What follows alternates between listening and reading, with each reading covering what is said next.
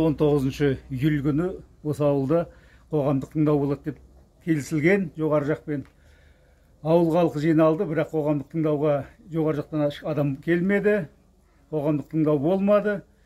Ал сол қоғамдық тыңдауды түсіруге келген журналист заңатарларды көріп қайтуға барған екен, соның сотовый телефонын тартып апты, өзіне қорқытқан, угроза жасаған, запистің бәрін өшірді деген әңгімемен журналист ауылға келіп жігіттерге айтты, осындай болды деп. Содан ол неліктен деген сұрақпен халық жоғарыға көтерілдік көруге білуге. Ал жоғарыға барғанда алдымыздан бейтаныс 4 джиппен тұрған жігіттер қарсы алды.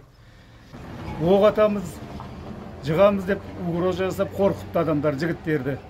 Ал сол кезде жігіттердің арасынан білетіндер мыналар қоғамдық өкімет орнының адамдары емес, мыналар рекеттер деген әңгіме шығарды. Олар рекеттер деген әңгімені естігенде, егер анық рекет болса, қазір сендерді автоматтың астына аламыз деп мәшіндеріне жүгірді. Ал енді сонда бізді халықты қорғайтын кім? Біздің үкімет қайда, прокурор қайда, милиция қайда? Ауылда егер рекеттер сайран салатын болса. Ал енді менің өзім ол жігіттерді танымаймын. Меліс топ теректі бұлақтың жігіті деген әңгіме айтылып жатыр. Сонда рекеттерді осы уақытқа дейін сайрандап, сол зағатардың сойылын соғып жүргендер ме? Бұны қалай ұғуға болады ағайын?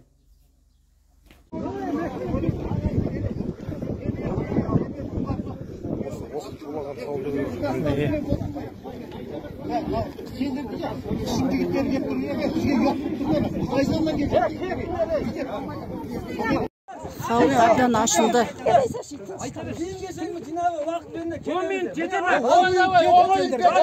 Техникасына кетсін. Халық осында тұрады.